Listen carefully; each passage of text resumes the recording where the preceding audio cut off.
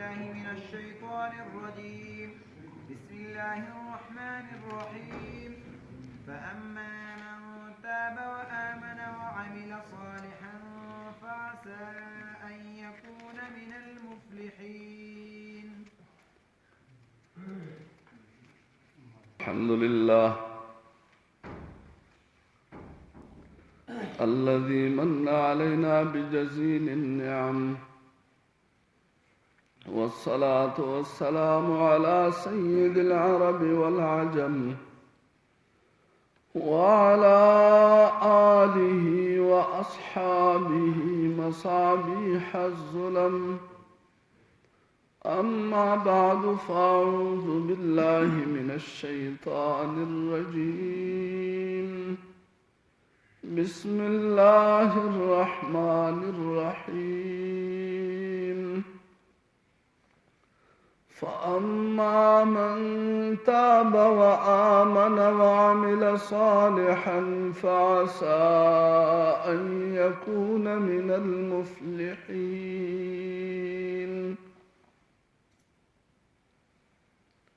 سورة القصص آیت نمبر 58. مشرکانو حالت ذکر شو.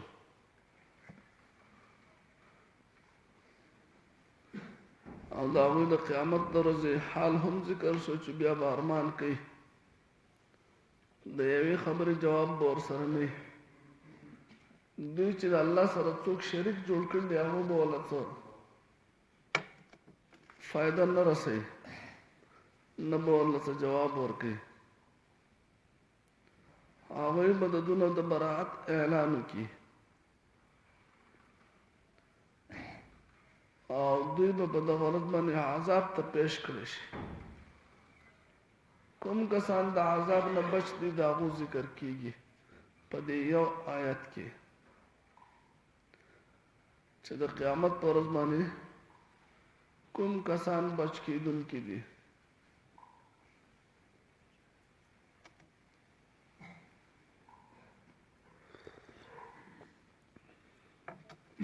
تاسو سوچو که مونږ تاسو کوم شي کې منډې وهو که نه،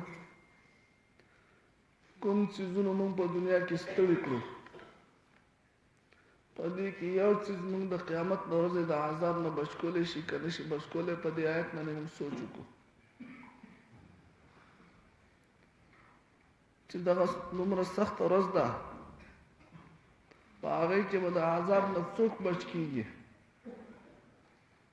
کېدای شي د چا په زړه کې دا خبره راشي چا سره ډېرې پیسې جو هغه به بچ شي، د چا ښه کاروبار و جو هغه بچ شو، نو په وخت یې غور کړی و، ښه مال یې ګټلی و، هغه بچ شو. د چا اولاد ډېر و جو هغه بچ شو. څوک حکومت کې لاس وجو په دغه ورځ د عذاب نه بچ شو. طاقت ورسره ډېر و، افرادي قوت یې زیات و، د هغه د دغه ورځې د عذاب نه بچ شو.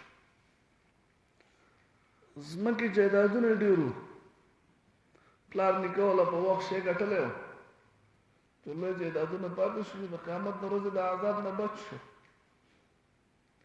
ذهن کې مختلف سوالات راځي. کارخانې وي، کاروبار، غټ کاروبار، په غټه سطح باندې ایکسپورټ امپورټ کاروبار یې کوو، جو څه چلو شو؟ بچ شو د عذاب نه، دوزخ نه بچ شو.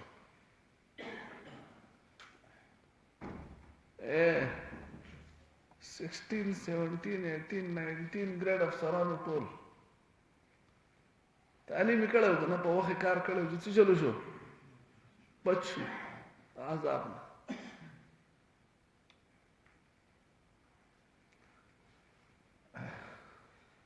چیرمین ځکه بچ شو.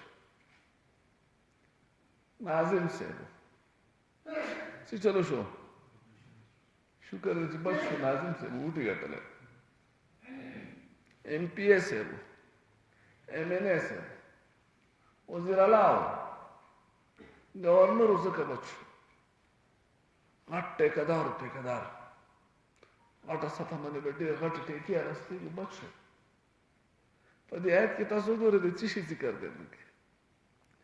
فاما من تاب پس هغه چا چې توبه وویستا و آمن او ایمان راوړ وعمل صالحا او عمل وکړ نیک. صرف درې خبرې دي بس. دا نه دی ویل چې ګناه بالکل نه کړی. ګناه کړی ده خو د ګناه نه توبه ویستې ده.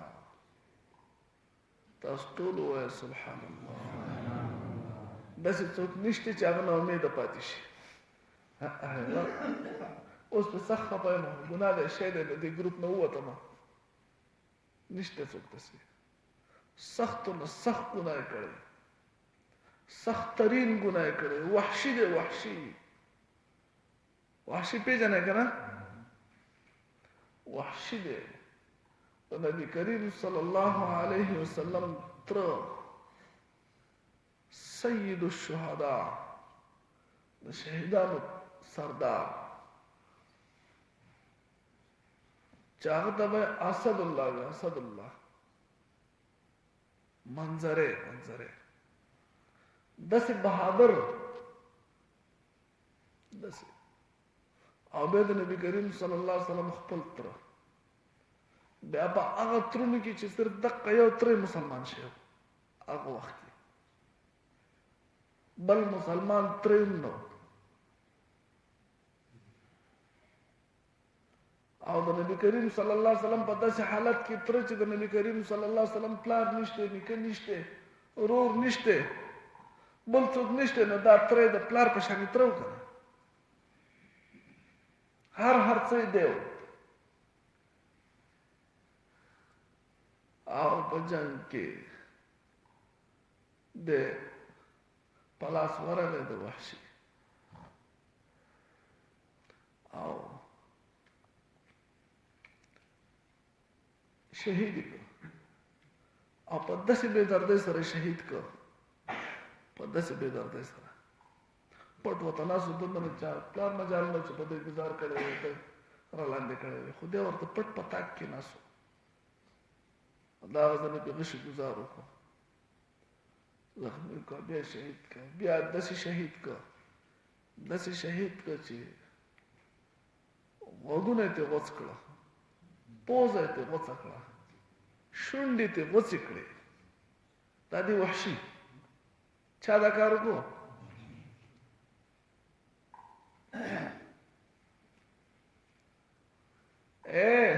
سینه یې وله وڅېرله او دنګ نه وله زړه راویسته.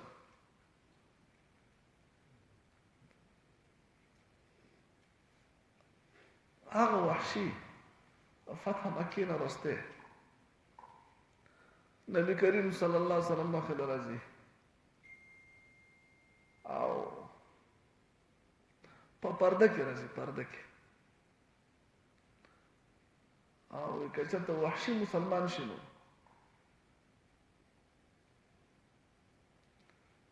د الله رسول ستاسو په دغه باره کې څه خیال دی؟ نبی کریم صلی الله علیه وسلم فرمایل چې دغه باره کې هغه ډېر واقعات داسې دي چې اولنی یو دا ورته وي چې الله پاک خوښه شي نو ان الله لا يغفر ان يشرك به ويغفر ما دون ذلك لمن يشاء. شرک الله نه معاف کوي، د هغې نه علاوه چې څه دي معاف کوي چې چا د پاره خوښه شي. وحشي اعتراض وکړي چې زما بیا خبره یقیني نه ده، اوس که زما دپاره خوښه نه شي زه به نه بخي کړم، زما ګناه خو معمولي ګناه نه دی.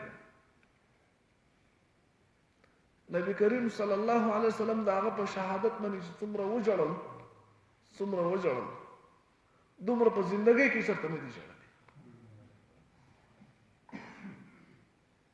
ځکه دغه یو کس و چې هغه ته کاته وکړه.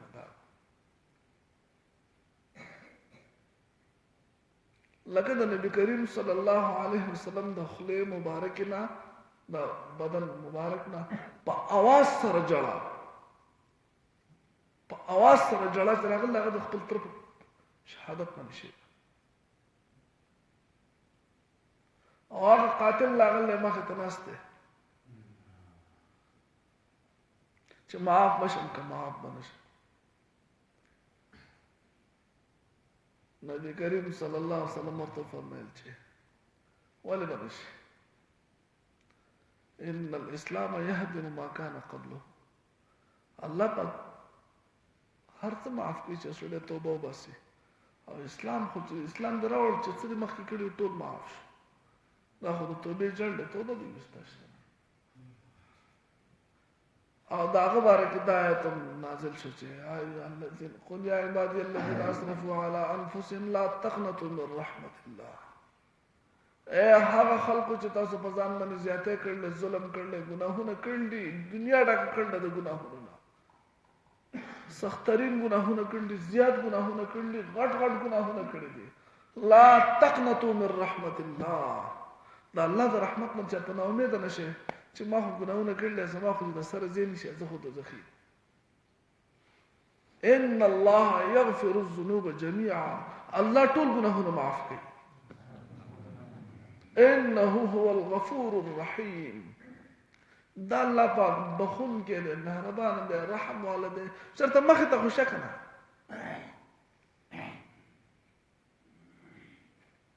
چاوي چې دا د وحشي باره کې راغلی چې وحشي تسلی نه کېده چې زما ګناه ډېر زیات غټ دی، ما ته به معاف شي که معاف به شي. نبی کریم صلی الله علیه وسلم ورته وایي چې هر څه الله معاف کوي. ستا تمام ګناهونه معاف کړي دي، ستا اسلام الله قبول کړی دی، هیڅ قسم شک شبه ستا په اسلام کې نشته. درد څومره دی، نبی کریم صلی الله علیه وسلم په زړه باندې څومره سخته وي. دا هغه تره قاتل هغه مخې ته ناست دی، معاف، الله هم معاف کړی، ما هم معاف کړی، خبره خلاصه. توبه یې وسته چې دومره غټ ګناه معاف کېږي که نه، دومره سنگین ګناه، دومره سخت ګناه چې د نبی کریم صلی الله علیه وسلم زړه دردول دی، دومره پورې سخت زړه دردول دی. دا د هغه مخکې د جنګ احد قصه ده. تاسو په خبره پوهېږئ؟ لکه د دویمې هجرې قصه ده، دویمې یا د درېمې هجرې قصه ده، درېمې هجرې قصه ده. او دلته فتح مکه ده، 15 کاله وروسته، اتمې هجرې خبره ده، 15 کاله وروسته د نبی کریم صلی الله علیه وسلم یو سخت غم، یو کال وروسته سړي نه هېرېږي. دوی کې 15 کاله تېروتې دي. 15 کاله وروسته نبی کریم صلی الله علیه وسلم وحشي ته به وایي چې هغه مسلمان شو، خبره خلاص شو، ستا په ایمان کې او په دغه کې هېڅ شک پاتې نه شو، صحیح خبره خلاصه شوه، بلکل خلاصه شوه. خو الله دې خوشحاله که زما مخې مخې ته کېږم و زیات نه پوهېږه زما په خبره، زما مخې مخې ته کېږه زیاته ما د دې وجې نه چې زما ته بدې شي یا څه چل شي، خو ما ته زما تره یادېږي.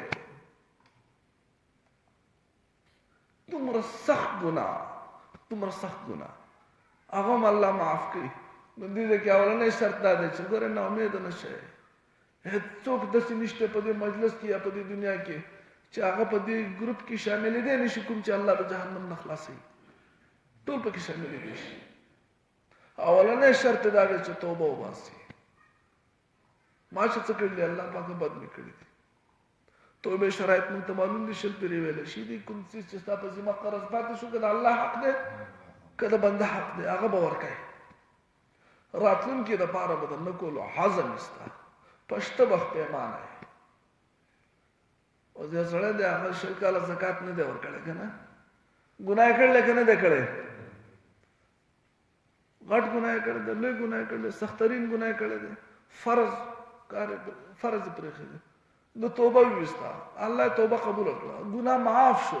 البته زکات د زکات د په ذمه پاتې دی، دا به ورکوي. د دې 20 کالو زکات چې دی دا د په ذمه پاتې دی. مطلق په خولې توبې سره، په ستومانه کېدو سره، په پیمانه کېدو سره، راتلونکي دپاره په زکات ورکولو سره دا شته نه معاف کېږي. دغه شانې روژې نه دي نیولې، اوس توبه وویسته، روژې به نیسي، خو هغه شتې چې نه دي نیولې هغې په ذمه قرض دی، هغه به نیسي.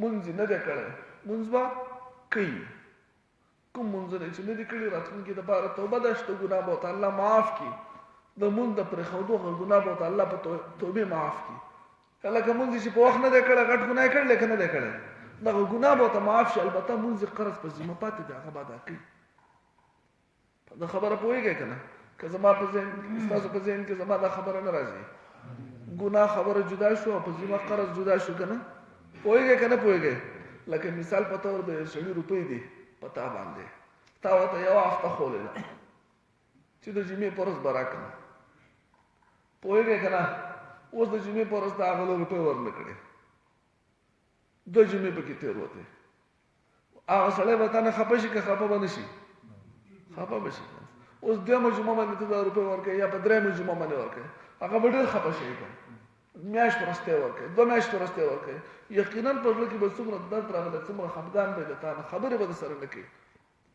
اوس هغه تا ته ووایي چې الله د خوشحاله کړې تا نه بلکل خوشحاله نه هغه آخرنۍ ورځ باندې چې ته کله روپۍ ورکوې هغه کال وروستی یو هفته دې خولو او کال وروستی روپۍ ورکوې او تا ته وایي چې زما تا سره هېڅ قسم اختلاف نشته زړه مې درنه خوشحاله دی زړه مې درنه خوشحاله دی ما معاف کړی تا چې کومې پیسې زما لیټ کړي دي په دې مې معاف کړی اوس راکړه پیسې ورکړې ده خو هغه کوم خفګان چې راغلی او ستا د الله په منځ کې هغه الله په توبې معاف کړه په دې خبره پوهېږئ که نه تا فرض مونځ تر اوسه نه دی کړی په ستا په ذمه باندې پروت دی حدیث شریف کې راځي یو سړي 2 منځونه په یو وخت باندې وکړو بغیر د څه عذر نه دی د ګناه کبیره په دروازه باندې ننوت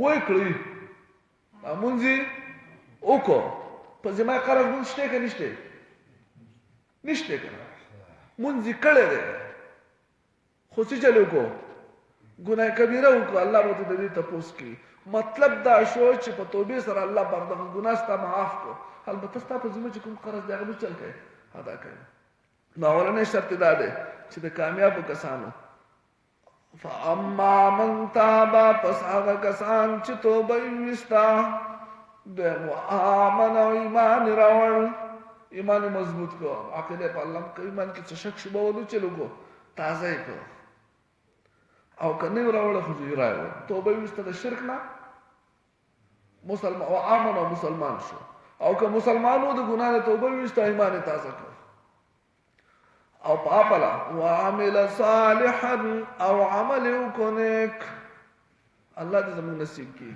نیک عمل هغه ته چې هغه د نبی کریم صلی الله علیه وسلم په سنت برابري الله دې موږ د عمل توفیق راکړي اوس پاپلا د نبی ګناه وشو بیا انسان نه کنه دی توبه وستل له بیا دې ګناه وشو چې بیا دې ګناه وشو چې بیا دې توبه وباسي بیا دې توبه وباسي زما په خبره پوهېږئ که نه پریشاني پکې نشته ټینشن نشته خو توبه په وخت کې به دا اراده نه چې زه بیا ګناه کوم بیا به توبه وباسم دغه خو توبه نه شوه توبې په وخت کې به اخلاص شرط دی چې راتلونکي دپاره به د عزم یا د الله په منځ کې معامله ده خبره به پاکه وي چې الله زما تر مرګه توبه ده بیا به دې کار طرف ته ګورم نو اوس تا نه په مجبورۍ بیا وشو چې اخلاص سره توبه نه خوشته توبه قبوله نه ده توبه به په اخلاص وستلې د هغې نه وروستی بیا د نه ګناه وشو بیا توبه وباسه وعمل صالحا او عمل وکړو نیک پاپله نیک شو فعسى ان يكون من المفلحين پس امید دی چې دغه کسان به کامیابي دغه کسان به څه شي کامیاب به کامیاب لکه د پیسو والا پکې راغله جایدادونو والا نه هېڅ شی پکې نه ده څه شي دپاره چې منډې تړلې وي ګورې پالتو دي کامیابي دقه ده دلته شاهي عصا دی که ما تاسو ته یې پرې ویلو یو زموږ ستاسو د مشرانو د حکومت وبشي که نه څه شی به وي وبشي موږ ته چې وبشي نو پوه شي چې نه کېږي که نه یو د الله پاک وبشي دی الله چې وبشي نو دا شی دی په دې پوهېږئ نو دلته الله پاک ویلی چې وبشي فعصا وبشي پوهېږئ که نه پوهېږئ نو الله چې وبشي وویل نو څه شی شو وشو فعسى ان يكون من المفلحين پس امید دی چې دغه کسان به د کامیابو نه قل هو الله أحد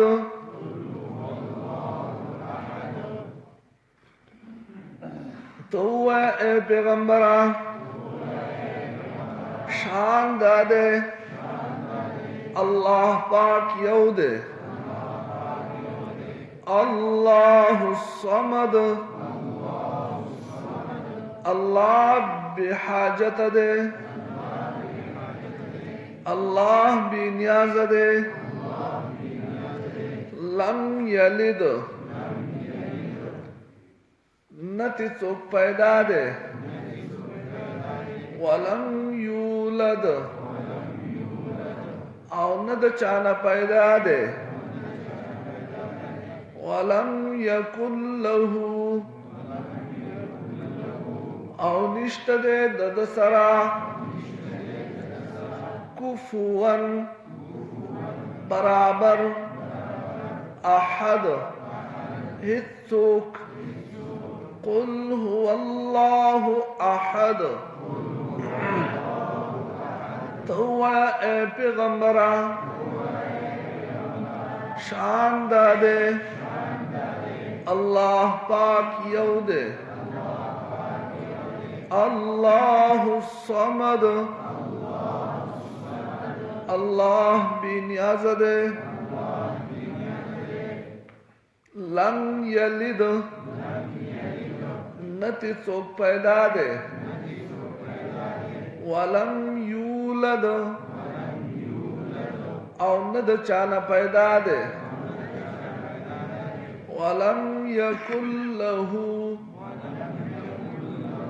او نشت دے دد سرا